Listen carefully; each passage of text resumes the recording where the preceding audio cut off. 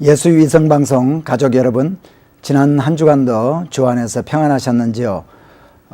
오늘은 14번째 시간입니다. 성경 뼈대 세우기 그 14번째 시간, 분단 왕국에 대해서 우리가 함께 공부해 보기를 원합니다. 지난주에 저희들이 공부할 때 이제 다윗 왕까지 공부했었죠. 다윗 왕이 전쟁을 나가야 할 때 전쟁에 나가지 아니하고 다윗 궁을 이렇게 한가롭게 거닐고 있었습니다. 그때 우리아의 아내 밧세바라는 여인이 목욕하는 것을 이제 다윗이 보게 되고, 또 그 여인의 목욕하는 그 모습을 보고 그 여인을 집으로 왕궁으로 불러들여서 이제 결국 간음하게 되는, 그래서 그 간음을 또 덮어버리기 위해서 우리아를, 그 밧세바의 남편인 우리아를 전쟁터에 나가서 죽게까지 하는 그러한 죄를 범하게 됩니다. 그 죄에 대한 이제 그 징계가 우리 하나님으로부터 다윗에게 오게 되는데요. 성경에 보니까 그 징계가 나단 선지자를 통해서 하나님께서 이제 그 징계 말씀을 하시는데, 칼이 내 집에 영영이 떠나지 아니하리라, 그리고 내 집에 재화가 있으리라, 그리고 다윗의 처들을 다윗 눈앞에서 다른 사람에게 이렇게 줘버리겠다, 그리고 다윗이 낳은 그 아이가 정령 죽게 될 것이다 라는 그런 징계의 말씀을 하십니다. 그런데 나단 선지자를 보내서 참 예를 하나 들어주면서 가난한 사람과 부자가 한 성에 살고 있었는데, 그 부자는 소와 양과 이런 것들이 많고 가축들이 많았는데, 가난한 자는 암양 새끼 한 마리가 있었다. 그런데 그 암양 새끼 한 마리를 얼마나 그 가난한 자가 사랑했는지, 참 집에서 같이 동거하면서 상에서 같이 먹기도 하고 잠도 같이 자기도 하고 이렇게 사랑하던 그러한 암양 새끼였는데, 부자가 자기 친구 행인이 와서 자게 될 때 이제 대접하기 위해서 양 한 마리를 잡게 되는데, 자기의 가축들은 아까워서 잡지 못하고 이 가난한 사람의 집에 가서 그가 아끼던 암양 새끼 한 마리를 잡아다가 이렇게 대접했다 하는 얘기를 나단 선지자를 통해서 이제 다윗에게 해주지요. 그때 다윗 왕은 화를 내면서 도대체 그 부자가 누구냐, 부자를 당장 잡아다가 죽여야겠다라고 얘기합니다. 그때 나단 선지자가 바로 그 부자가 당신이요 하면서 깨우쳐 주지요. 때로 하나님께서는 이렇게 참 하나님의 자녀들이, 하나님의 택한 백성들이 범죄했을 때 여러 모양으로 깨닫게 해줍니다. 참 이렇게 깨닫게 해주어서 이제 그 잘못된 것에 대한 징계를 말씀을 하시고, 다윗은 회개를 하게 됩니다. 그런데 그 범죄에 대한 결과를 성경에 보면은 사무엘하 12장부터 17장에 걸쳐서 이렇게 그 결과들이 쭉 나오게 되는데, 그 결과를 우리가 한번 보기를 원합니다. 어떤 범죄에 대한, 다윗의 그 범죄에 대한 결과가 있었는가. 결국 하나님께서 나단 선지자를 통해서 말씀하신 대로 밧세바가 낳은 아이가 죽음을 당하고요. 그 다음에 이제 다윗의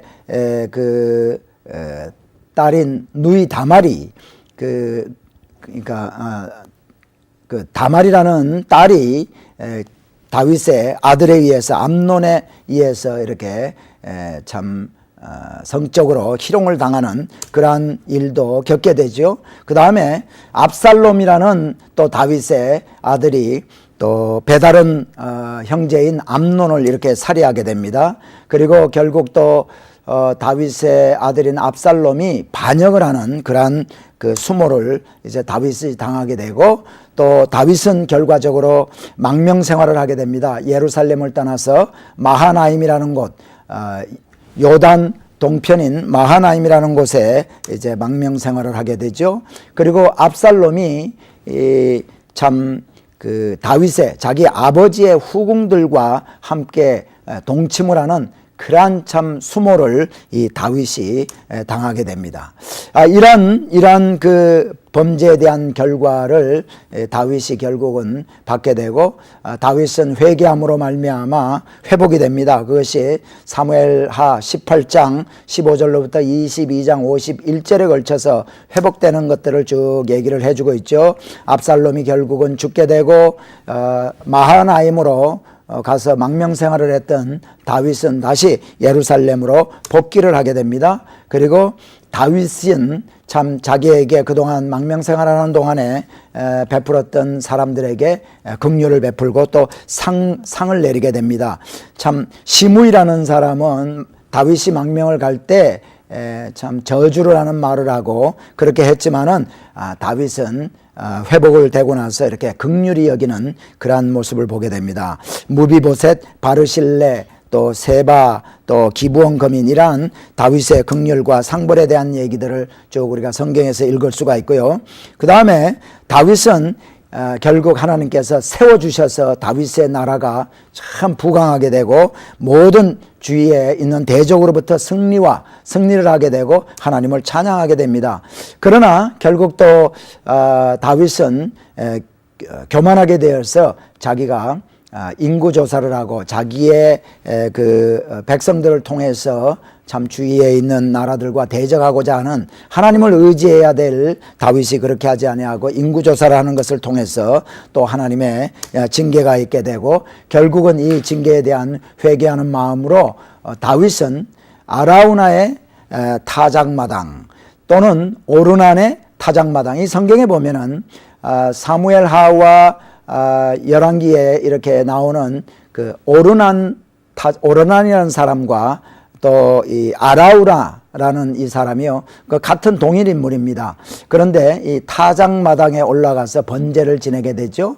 번제를 지내게 될 때 그 아라우나라는 사람이 참 자기의 모든 그 달구지라든가 이런 것들을 번제로 쓸 땔감으로 이제 사용해도 좋고, 자기가 있는 소도 이제 가축도 번제물로 이렇게 사용해도 좋다고 할 때 다윗은 그것을 거저받지 아니하고 이제 돈을 주고 이렇게 사서 이렇게 번제를 지내는 것을 우리는 성경을 통해서 볼 수 있습니다. 자, 이 오르난의 타작마당 또는 아라우나의 타작마당이라고 불려지는 이곳은 오래전에 다윗 이전 한 1000년 전에 아브라함이 이삭을 바쳤던 그 모레아 산입니다. 그 동일한 그 아라우나의 타작마당에 나중에 이제 그 솔로몬이 다윗의 아들인 솔로몬이 거기다가 성전을 짓게 되죠. 다윗은 하나님께 자기가 성전 짓기를 원한다고 말씀을 드리지만은 하나님이 다윗에게는 성전 짓는 것을 허락하지 않으시는 것을 이렇게 볼 수가 있습니다. 그리고 이제 다윗의 아들인 솔로몬이 성전을 짓도록 하나님께서 허락하시죠. 자, 그러면은요, 저와 함께 이 사진과 또 그림 몇 장을 우리가 함께 보면서 다윗 시대에 그 있었던 스토리에 나오는 지명과 그 다 사진들을 지도를 통해서 한번 보기를 원합니다. 자, 지도를 한번 보실까요? 이 지도는 여러분이 잘 아시는 그 베들레헴에서 살던 다윗이 이제 왕이 사무엘로부터 기름을 부음받고 형제들이 나가서 싸우던, 블레셋과 싸우던 이 엘라 골짜기의 형들에게 이제 먹을 것을 이렇게 갖다 주러 갔다가 골리앗과 싸우는 그 장소죠. 아세가라는 곳이 있고, 여기 가드 사람 골리앗 이렇게 나오죠. 그래서 소고와 아세가가 여기 있고요. 또 피난 다녔던 아둘람이 여기 있습니다. 자, 그리고 이 사진 저번 시간에도 잠시 보았으리라 생각하는데 엘라 골짜기입니다. 엘라 골짜기. 그리고 이 지도도 저번에 우리가 함께 리뷰를 같이 했죠. 그래서 사해바다 건너편 모압까지 자기 부모를 이제 피난시켰다가 돌아와서 쭉 망명생활을 하다가 결국은 헤브론에 올라가서 헤브론에서 이제 유다의 왕이 되고 나중에 이제 이스라엘의 그 이스보셋 정부가 망하게 되면서 다윗이 결국은 명실공히 이스라엘의 그 왕이 되는 것을 우리가 보게 됩니다. 동일한 비슷한 지도죠. 네, 이 사해 바다가 있고 갈릴리 바다, 갈릴리 요단강 동편에 마하나임, 약복강이 여기 보입니다. 약복강이 있고요. 네, 그 다음에 이 지도는 다윗 시대에 얼마나 많이 이제 정복을 했는가 하는 것을 보여줍니다. 이 보라색깔로 칠해져 있는 이 부분이 사울 시대에 국경이라고 할 수 있는, 사실 국경은 없죠. 그러나 정복했던 그 에리아고, 그 다음에 이제 그린 색깔로 표시된 부분들이 다윗 시대에 들어와서 하나님께서 회복을 시켜주시고 대적으로부터 승리를 해주는, 그래서 많은 영토를 이렇게 확장하게 됩니다. 그리고 제가 화살표로 이렇게 표시하는 이 부분, 앞으로 이제 열왕기 상하에서 좀 스토리에 나오는 그 중요한 지명이 되겠는데요. 베니게라는 곳입니다. 영어로는 페니샤, 베니게. 그래서 이 베니게 안에는 중요한 도시가 두로와 시돈이 있죠. 두로와 시돈이 있고, 또 엘리야가 가서 숨어서 지냈던 사렙다라는 곳, 사르밧 또는 사렙다라는 곳도 이 베니게 안에 있습니다. 자, 이 사진은 예루살렘을 항공 촬영한 사진인데요. 이 사진을 보면서 다윗성에 대해서 제가 좀 설명을 하기를 원합니다. 자, 제가 지금 여러분들에게 박스로 이렇게 표시하고 있는 이 부분이요, 성전 터지요. 솔로몬 왕이 성전을 짓고 또 헤롯이 성전을 지었던 그 성전 터입니다. 지금 그 성전 터에는 이슬람의 그 모스크, 돔 오브 더 락이라는 그 모스크가 이렇게 있죠. 자, 이 동일한 지역에 이제 나중에 그 솔로몬이 성전을 짓게 되는데, 자, 지금 여러분 보시는 이 사진의 오른편 쪽, 제가 화살표로 표시하는 이 부분은 동편이 되겠고, 이 부분은 지금 서편이 되겠습니다. 좌편은 서편이 되겠죠.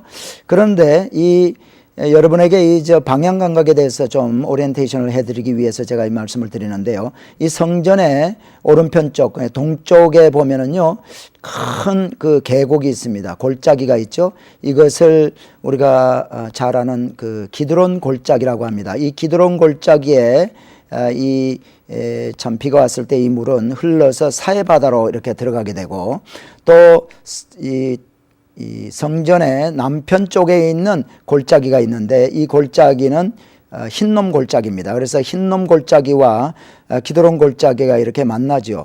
예수님께서, 나중에 말씀드리겠지만, 예수님께서 겟세마네 동산에 기도하러 갔다 할 때 이 기드론 골짜기를 지나서 반대편에 있는 그 감람산 그 기슭에 있는 겟세마네 동산에 기도하러 가신 것이죠. 그러니까 지금 제가 표시하는 이 부분들이 바로 감람산입니다. 지금은 이 사진을 통해서 이렇게 볼 때 항공 촬영한 거기 때문에 높은지를 잘 모르겠지만은 상당히 꽤 높은 그러한 산입니다. 그래서 예수님도 이 감람산 동편에서 이제 감람산을 넘어서 이렇게 입성을 하셨죠. 그리고 나중에 또 제가 설명을 드리겠지만, 지금 여기 자세히 보면은 성벽이 있습니다. 제가 지금 표시를 하고 있습니다. 제가 잘 되지는 않는데, 이 성벽, 여기에 있는 이 성벽들이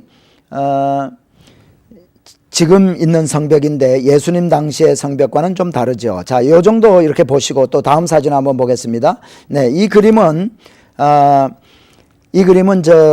그러니까 다윗성에 대해서 보여주고 있는 그림입니다.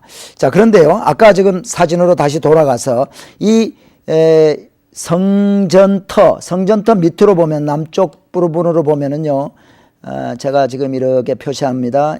표시하는 이 부분이 다윗성입니다.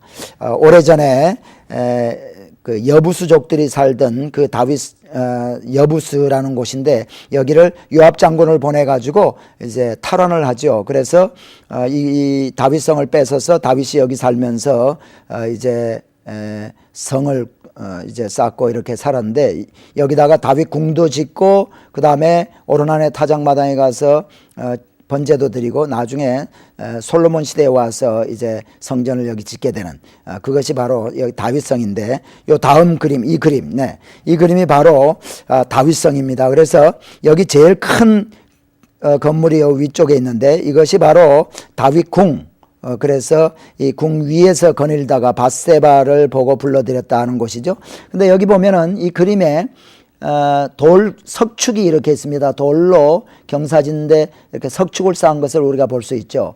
지금도 가면은 예루살렘에 가면은 그러니까 이것을 볼 수 있는데 그래서 고고학자들 또는 성서학자들이 이 석축이 있는 것을 보았을 때 그 위에 분명히 큰 건물을 지었을 것이다. 그래서 그곳이 바로 다윗 궁이 있던 곳이라고 생각을 하는 것입니다. 그리고 지금 이쪽 부분이 기드론 골짜기가 되겠죠. 자. 네, 이것은 이 사진도 모형을 찍은 사진입니다. 그러니까 다윗성을 다윗궁, 다윗성이죠. 다윗성 남편에서 이제 다윗성을 바라보고 그 저 위쪽으로 헤롯 성전이 이렇게 보입니다. 네, 예수님 당시에 이 정도의 규모로 있었을 것이다라고 여겨지죠. 지금 가면 예루살렘에 가면 이런 모형이 있습니다. 자, 그리고 이 사진은 조금 더 클로즈업한 그 사진인데, 네, 다윗성을 제가 한번 이렇게 표시를 합니다. 네. 그리고 솔로몬 시대 또 헤롯 성전 지었던 곳, 이 성전터, 그 다음에 기드론 골짜기가 이렇게 있죠. 그리고 지금 여기선 잘 보이지 않지만은, 네, 여기가 겟세마네 동산, 예수님 가서 기도하셨던 그 겟세마네 동산입니다.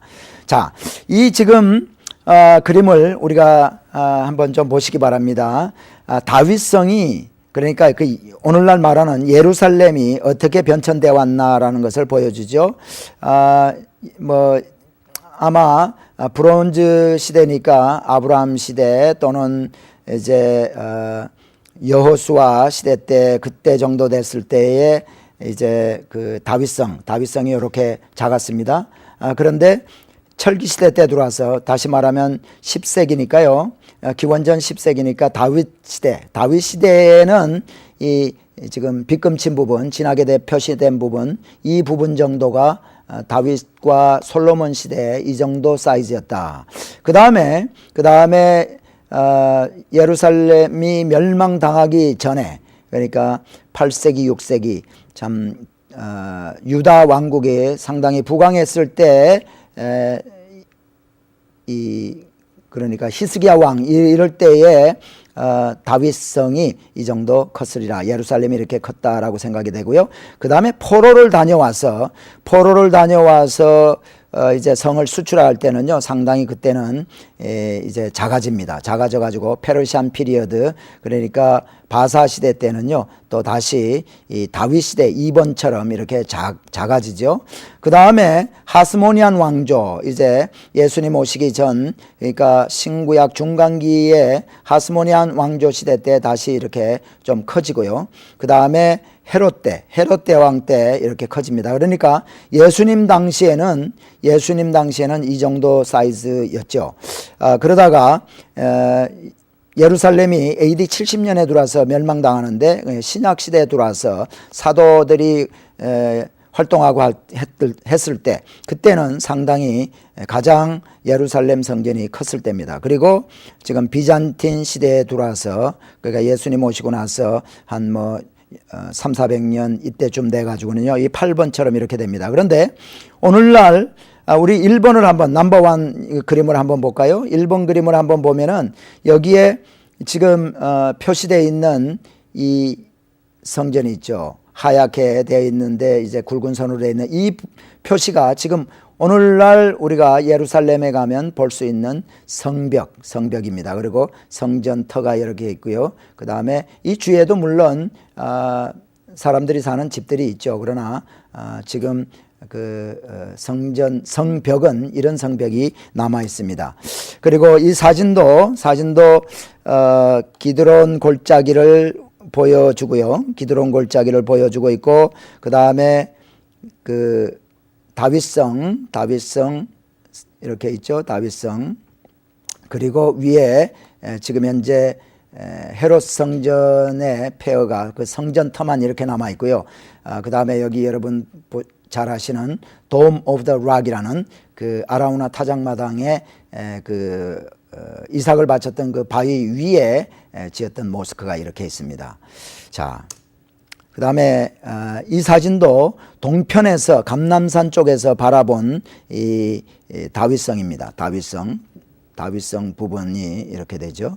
네, 그리고 기드론 골짜기가 이렇게 있고, 아까 그 그림에서 보았던 석축 같은 것이 여기에 보입니다. 네, 자, 지금 이 사진, 지금 여러분이 예루살렘에 가서 다윗성을 보면은 볼 수 있는 석축이죠. 그러니까 이 석축이 있었던 이곳 위에, 이 위쪽 부분에 다윗 궁이 있었으리라 생각되는 그런 부분들이죠. 네, 이 석축. 네.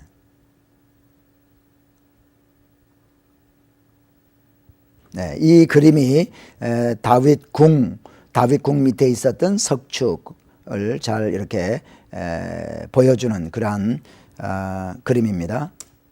자, 이것은 북쪽에서 남쪽을 통해서 바라본, 그러니까 북쪽에서 남쪽을 통해서 바라봤으니까요. 지금 우리가 보는 이 왼편 쪽, 여기는 동편이 되겠고, 이쪽이 반대편으로 이제 서편이 되겠죠. 그래서 기드론 골짜기가 위에서부터 이렇게 흘러서 제가 좀 잘못했군요. 자, 네, 이렇게 흘러서 이렇게 골짜기로 해서 사해바다로 가게 됩니다. 네, 이건 다윗 시대의 엘라 골짜기의 사진을 제가 보여드리고 있습니다. 그리고 저번에도 한번 보여드렸던 골리앗을 싸우러 나가기 전에 물맷돌 5개를 가지러 갔던 그 시내가. 그 다음에 여러분이 보시는 이 사진이 바로 그 다윗이 도망가 있었던 가드에서부터 도망가 있을 때 아둘람 굴입니다. 아둘람 굴. 여기에 갔을 때 한 400명의 원통한 사람들, 환난 당한 자들, 이런 사람들이 와서 다윗과 함께 조인했던 곳이죠. 이 굴 안에 참 신학생들이 가서 야영을 하는 그러한 사진입니다. 자, 네. 아둘람 굴 안이죠. 그리고 이 사진을 통해서 참 또 저 사해바다 쪽을 이렇게 보여주고, 여기는 유대 광야가 어떤 곳인가 하는 것을 한번 이렇게 느끼시기 바랍니다. 자, 이 사진은 사해바다 동편 쪽에 있는 그러니까 십자군 때 십자군들이 와서 이렇게 참 정명해서 있었던 그러한 성입니다. 네, 사해바다가 멀리 이렇게 보이죠. 네. 그리고 사해바다가 보이고요. 여기에 마사다, 우리가 잘 아는 마사다. 그리고 여기에 바로 램프가 이렇게 있는데요. 토성이라고 그러죠.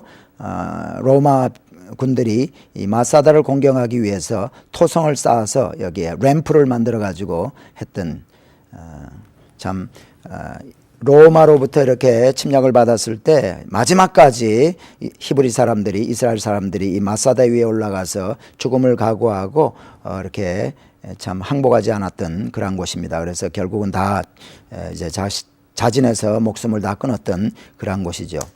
그리고 다윗도 피난 다닐 때 이 마사다를 간 적이 있었다고 생각이 듭니다. 네, 이것도 결국은 마사다에 있는 그 헤롯 대왕의 궁이 있었던 그 그림을 지금 보여주고 있습니다. 네.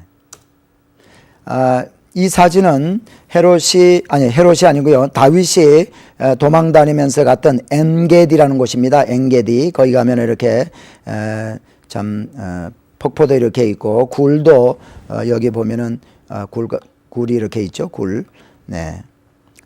엔게디에 가서 굴에서 숨어 있던 데죠. 이 엔게디에 갔을 때 제가 찍은 사진인데요. 여기 가면 아이벡스라는 사냥이 많이 있습니다. 그래서 다윗의 시편에 기록된 그 다윗의 시들을 보면은 그 높은 산에 이렇게 참 오르는 산양에 대해서 시로 많이 이렇게 쓴 것을 우리가 보죠. 아이벡스. 네. 엔게디에서 바라본 동편 쪽을 바라보고 사해바다를 찍은 사진입니다. 네, 이 사진은 양들을 치러 이렇게 나갔을 때요. 산에 가면은 이런 동굴 속에 양들을 이렇게 밤에 잘 때 이렇게 보호를 하고 여기에 오픈되어 있는 이런 쪽에 우리 목자가 이렇게 두루눕습니다. 그래서 예수님이 나는 양의 문이다 하는 얘기는요. 양을 이렇게 보호하기 위해서 이렇게 집어넣을 때 양은 목자를 이렇게 절대 뛰어넘어서 건너가지를 않는다고 합니다. 그래서 자기가 이렇게 목자가 누워 있을 때 참 문 입구를 이렇게 막고 있으면은 결국은 이 양의 문이다. 양이 들어갔다 나왔다. 양이 이 목자가 일어나거나 비켜주지 않으면은 지나갈 수가 없는, 자기를 꼭 통과해야만 갈 수 있는 그 양의 문, 그러한 그 묘사를 우리 예수님이 한 것을 볼 수 있죠. 네. 이 사진도 아라드라는 곳의 사진입니다. 나중에 기회가 되면 설명을 해드리려고 하고요. 네, 이 사진은 우리가 잘 아는 기브온 사건은 이 기브온 사람들이 그 길갈에 있던 여호수아를 찾아가서 참 우리는 변방에서 왔습니다 했던 그 기브온 사람들이, 그래서 이 기브온 사람들을 물 깃고 장작 패는 사람들로 이렇게 썼다 하는 그러한 기록이 있고요. 또 다윗이 헤브론에 있을 때 이스보셋, 사울의 아들 이스보셋이 마하나임의 정부를 세우고 있을 때 이 기브온에서 아브넬과, 그러니까 아브넬이라 하면은 이스보셋의 그 부하입니다. 군대 장관인데 그 아브넬과 요압 장군의 부하, 그러니까 다윗의 군대 장관이었던 요압 장군의 부하들이 이 기브온에 있는 물가에서 싸움을 했다 하는 그러한 기록이 있죠. 그것이 바로 기브온입니다. 자, 이 사진이 바로 기브온을 조금 확대해서 찍은 사진이죠. 지금 이렇게 보면, 여기 보면요, 이렇게 무슨 이렇게 층이 이렇게 돼 있는데 축대로 이렇게 쭉 해서 그러니까 산이 경사가 져 있기 때문에요, 나무를 심거나 할 때 석축을 쌓아 가지고 이렇게 지금 하고 있습니다. 자, 여기 가면은 바로 이 그림이 기브온을 이제 등고선을 이렇게 표시하고 기브온의 현재 볼 수 있는 그 고고학적인 그러한 유물들이 있는 곳인데요. 바로 여기 풀이라고 되어 있는 곳이 바로 이 아브넬과 요압 장군의 부하들이 함께 싸웠던 그 물가가 아닌가라고 여겨지는 곳입니다. 자, 이것을 보면은 이제 계단을 통해서 이렇게 내려가면은 저 밑으로 내려가면 연못이 있습니다. 그러니까 풀이 있죠.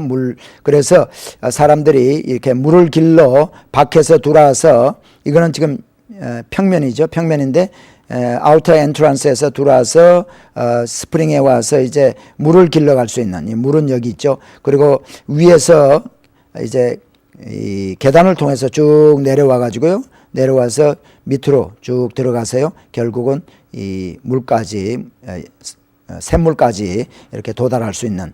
그래서 여기 보면 이 그림은, 또 위에 있는 이 그림은요, 단면입니다. 단면인데 외부에 드러나는 부분이고요.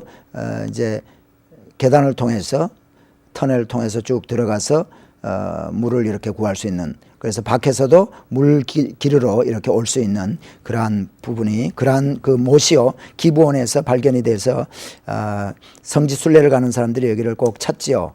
네, 이 보시는 사진이 외부에 나타나 있는 그 못입니다. 네. 그리고 이렇게 계단을 통해서 밑으로 들어가고 있는 사진입니다. 네. 쭉 들어가면은, 지금은 뭐 물이 이렇게 좀 깨끗하지 않은 물이지만은 예전에는 이 물이 먹을 수 있는 물이었기 때문에 사람들이 여기에서 물도 길어가고 했던 곳입니다. 그리고 이거 기브온에서 여러분 잘 아시는 대로 이제 비탈길, 네, 이렇게 보이죠. 그래서 참 아모리 다섯 왕을 쫓아가면서 여호수아와 그 부하들이 이제 전쟁을 했던 그곳입니다. 네, 다시 다윗성 사진이죠. 다윗성 기드론 골짜기를 이렇게 보고 있습니다. 자, 이것이 지금 돔 오브 더 락이라는 그 예루살렘에 있는 성전터에 지금 이슬람의 모스크가 있는 곳, 그러니까 돔 아래에 있는 바위입니다. 바위. 이 바위에서 아마 아브라함이 이삭을 바쳤다라고 여겨지는 것이죠. 위에서, 돔 위에서 이렇게 아래로 보면서 찍은 사진입니다. 네, 이 사진은 우리가 열왕기 하에 이렇게 보면은 히스기야 왕 때 보면은 히스기야 왕이 이렇게 굴을 뚫어서요, 밖에 있는 다윗성, 그러니까 다윗성 밖에 있는 우물을 끌어다가 안으로 이렇게 그 물의 줄기를 끌기 위해서 터널을 팠습니다. 이걸 히스기야 터널이라고 하는데, 이 터널의 밑에 보면은 지금 물이 이렇게 보이죠. 네. 이 히스기야 터널 사진입니다.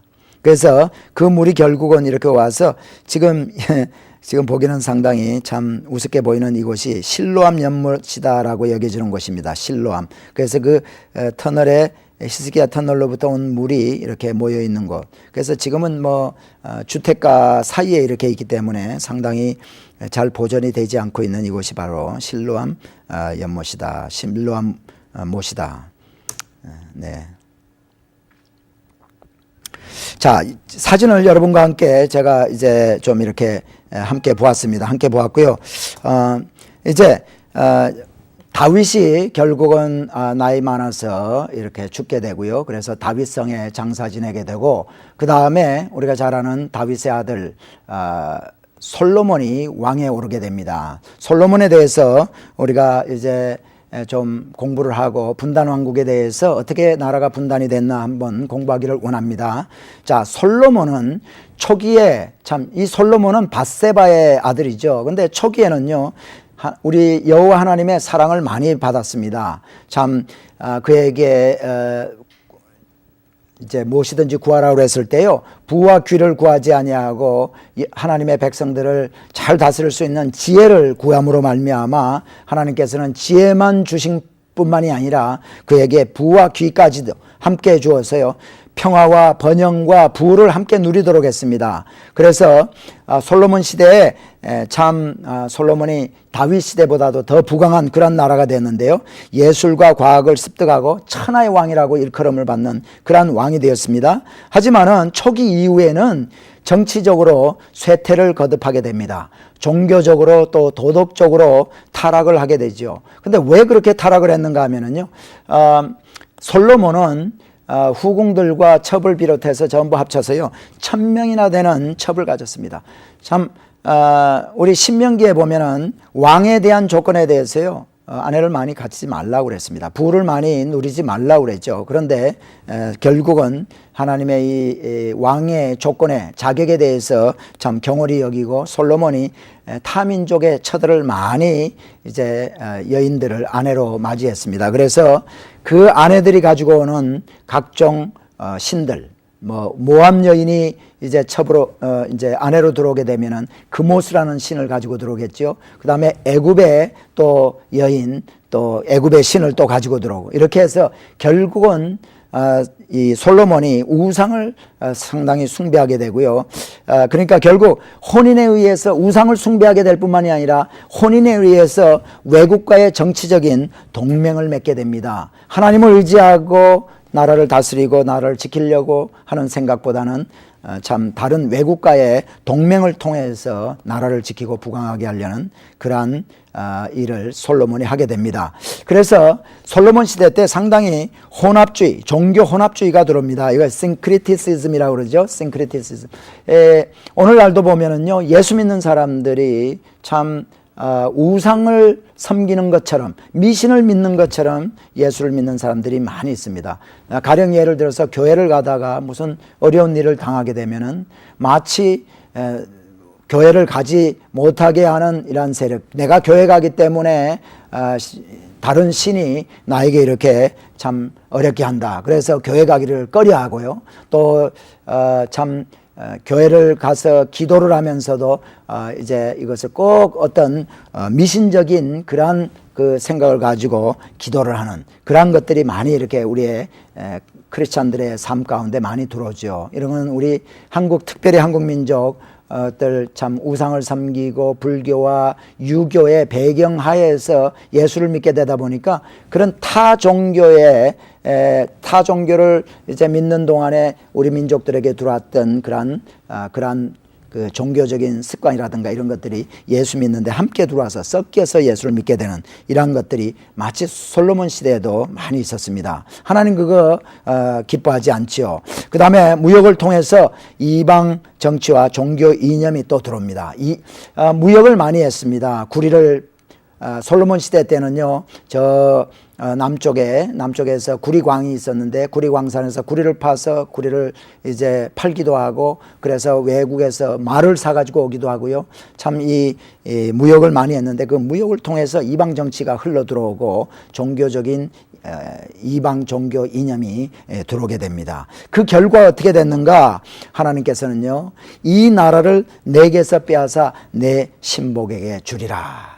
그래서 결국은 그러나 다윗을 보고 그 내 아비인 다윗 때문에 내 대에는 나라를 쪼개지 아니하고 내 자손 때에 가서 나라를 쪼개겠다라고 하나님께서 이제 말씀을 하시지요.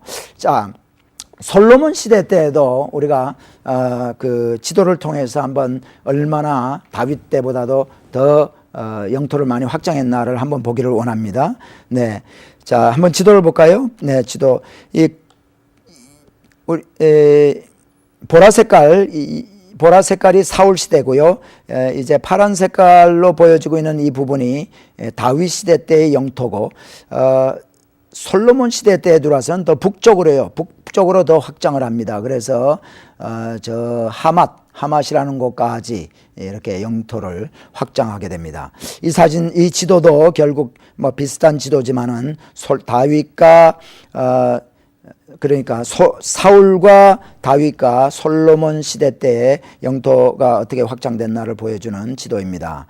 자, 그리고요, 솔로몬 시대 때는요, 솔로몬 시대 때 솔로몬 왕이 무깃도와 하솔과 게셀이라는 그 성읍을 아주 이렇게 견고히 합니다. 이 견고히 한 것을 성경에 보면 나오는데, 실제 여러분 우리가 성지순례를 가서 무깃도라는 곳을 가서 보고 하솔이라는 곳을 가서 보고 게셀이라는 곳을 가서 보면요, 다른 성읍하고 달리 이렇게 벽도 이중벽, 케이스먼트라고 하죠. 케이스먼트 벽. 지금 제가 화살표로 표시하고 있는 이 이중벽이 이렇게 지금 전부 보면은요, 게셀도 이중벽이고 하솔도 이중벽이고, 그 다음에 무깃도라는 곳도 가서 보면 이렇게 아주 벽이 든든하게 만들어집니다. 그리고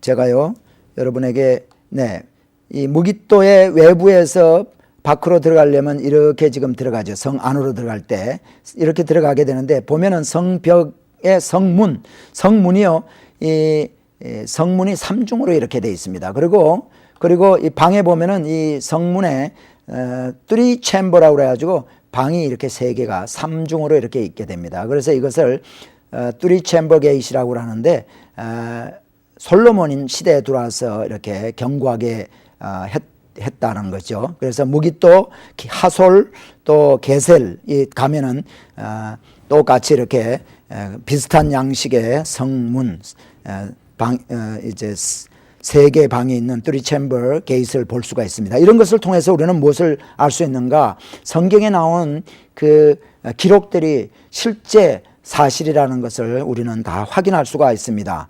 자, 그 다음 이 그림을 한번 보실까요? 이게 무깃도에 있는 그 성벽을 이제 아티스트가 이렇게 그림을 그린 건데요. 밖에서 이렇게 올라가서 통해 가지고 무깃도 성 안으로 들어가고, 여러분 이 성 3 챔버 게이트, 이렇게 든든하게 되어 있는 게이트를 볼 수가 있죠. 자, 여러분 이 모형이 바로 무깃도 모형입니다. 그래서 지금 지금 이 좌측편에 보이는 이것이 바로 참 상당히 보강이 된, 견고하게 된 뚜리 챔버 게이트죠. 네. 그리고 여러분 한번 보세요. 이 벽의 두께를, 케이스먼트 벽의 두께를 한번 보시고, 무기또에 가서 보면은 얼리 브론즈 청동기 시대 때에 가나안 백성들이 이제 희생 제물을 이렇게 바쳤던 제단을 이렇게 봅니다. 계단으로 이렇게 올라가서 제물이 여기에 제물이 위에다 올리게 되죠. 네. 어떤 신학생이 이렇게 제물처럼 이렇게 가서 누워있는 사진입니다. 네. 거기에도, 무기또에도 보면은 워터 시스템이 있어가지고, 물을 이렇게 많이 저장하는 그런 곳을 보고요. 무기또라는 곳에 보면 또 그러니까 말들을 이렇게 많이 보관했던 그 마구간이라고 그럴까요? 그런 것을 이렇게 보게 됩니다. 솔로몬이 참 말을 많이 두지 말라고 그랬는데, 말도 이렇게 성마다 마구간을 크게 만들어 가지고 말을 많이 둔 것을 이렇게 보게 되죠.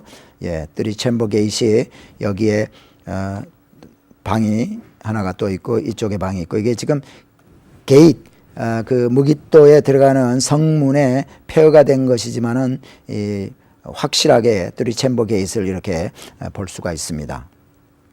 네.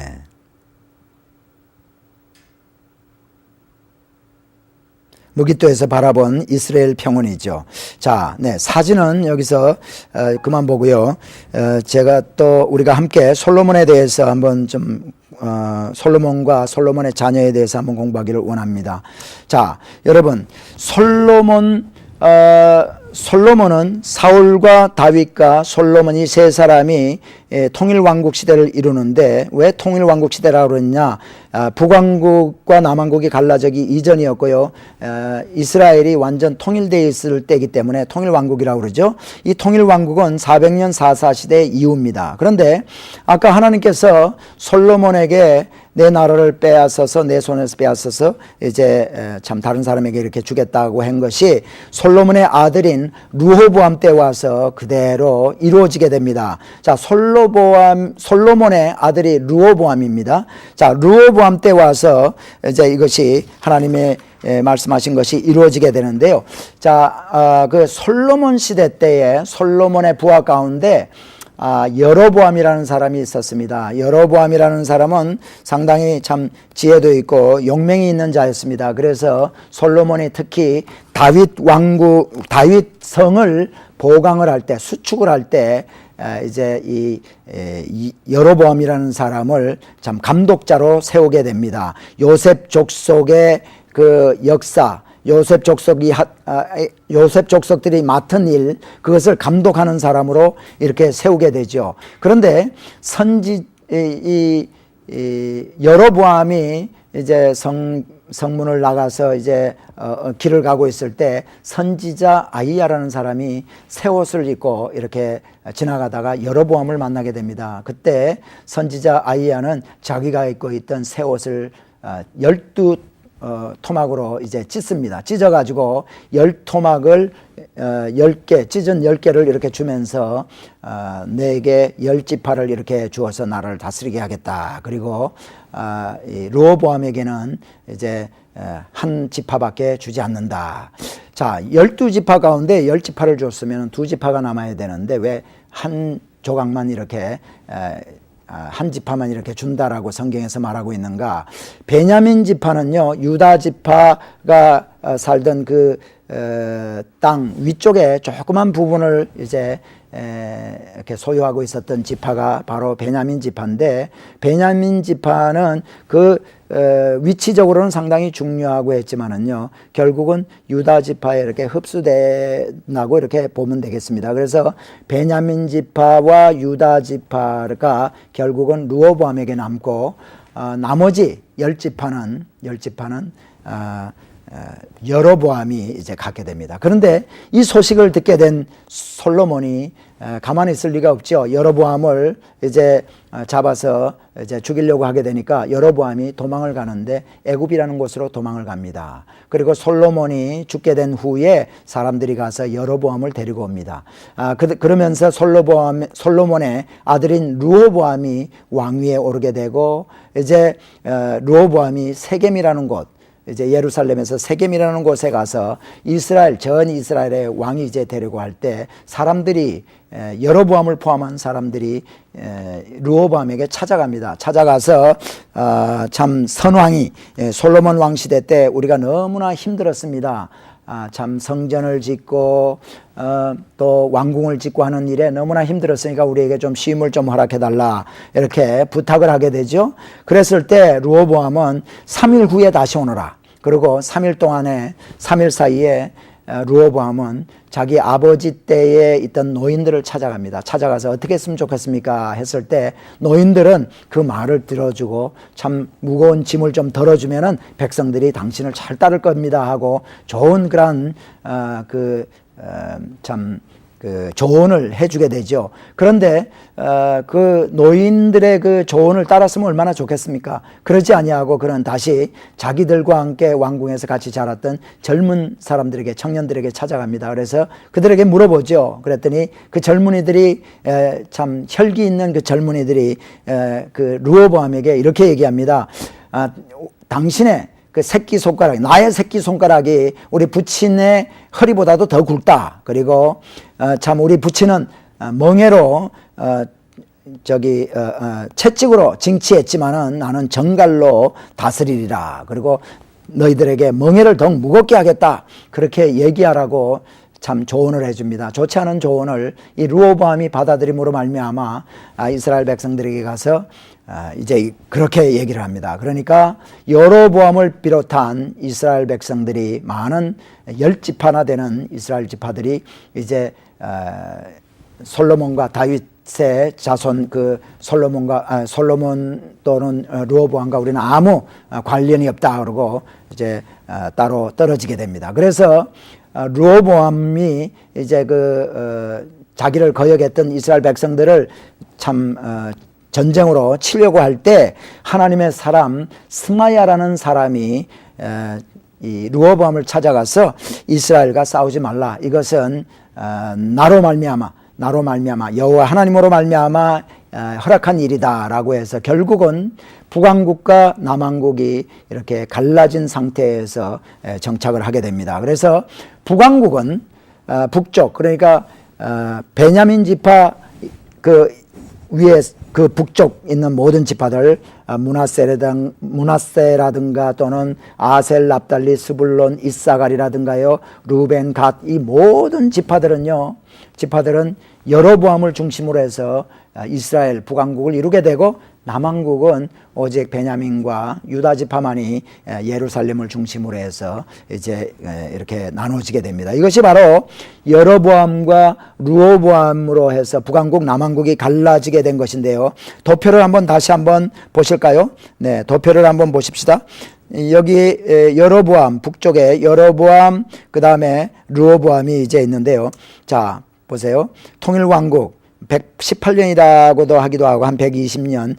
보면은요, 사울도 40년, 다윗도 40년, 솔로몬도 약 40년을 다스렸습니다. 그리고 결국은 나중에 분단왕국, 이렇게 여로보암과 르호보암으로 갈라지죠. 그래서 북은 이스라엘이요, 남은 유다다. 그리고 이 북왕국은 호세아 왕 때 이제 무너지게 되고, 아수리아에서 무너지게 되고, 예루살렘 이 함락이 586년에 바벨론에 의해서 시드기야 왕 때 이렇게 무너지게 되는데, 이때에 이제 있는 분단 왕국 시대 때에 주로 나오는 스토리들이 열왕기 상하와 역대 상하에 이렇게 기록이 되어 있습니다.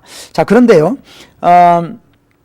이 여로보암이 왕이 되고 나서 여로보암은요, 자기가 다스리는 북왕국 쪽에 이스라엘 백성들이 예루살렘으로 가서 이제 여호와의 전에 들어가서 제사하고 하는 것을 원치 않습니다. 거기 자꾸 다니다 보면은 이제 여호와를 사모하며 또 그러다가 유다 왕국 또 르호보암 결국은 유다 왕 편에 서게 될까 두려워서 이제 여로보암이 꾀를 내는데, 무슨 꾀를 내는가 하면은 자기가 다스리는 나라의 그 북쪽에 단이라는 곳, 단, 우리가 잘 알죠? 단 지파가 이주했던 그 단과 또 야곱이 참 바단 아람으로 이제 에서를 피해서 도망가다가 돌베개를 베고 잠을 자다가 여호와 하나님을 만났던 그 베델,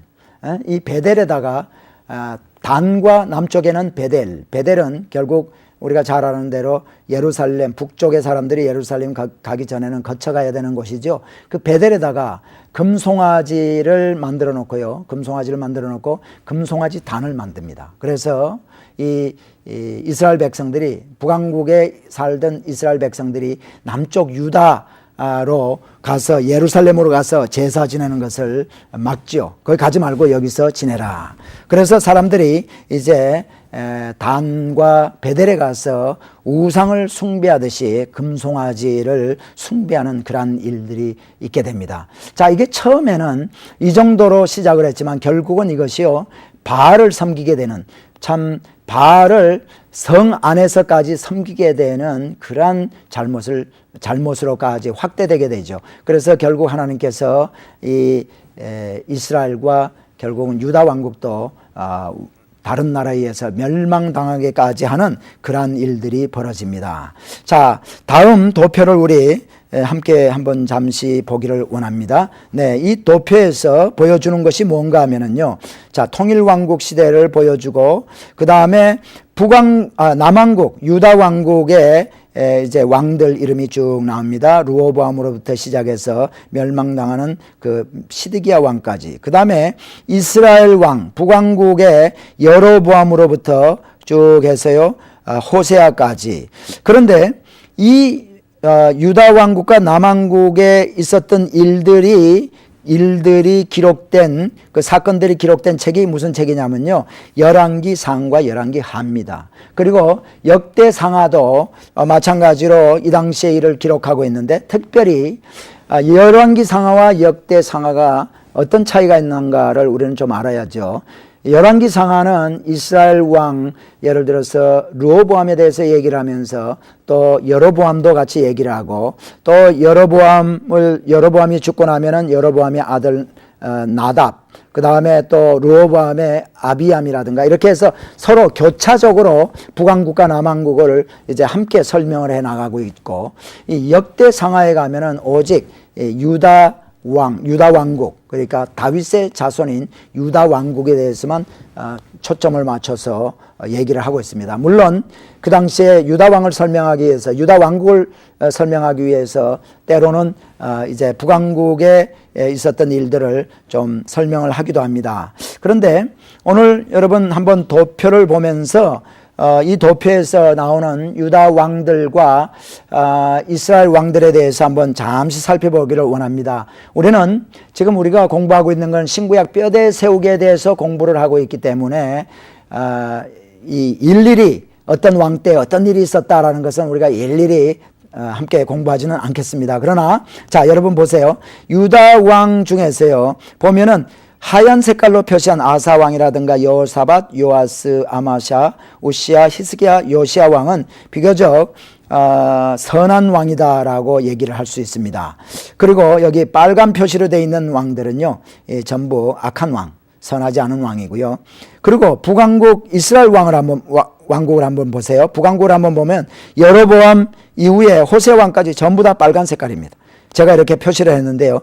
다시 말하면 전부 다 이스라엘 왕들은 전부 이제 악한 왕들입니다. 그래서 보면은 성경에 보면은 열왕기 상하에 보면은 여로보암의 느밧의 아들 여로보암의 길을 쫓아갔다 하는 얘기가 쭉 나오고 있죠. 그리고 선한 왕들을 보면은 다윗, 그 선한 다윗 왕을 이제 다윗 왕처럼 이렇게 살았다는 것을 보여주죠.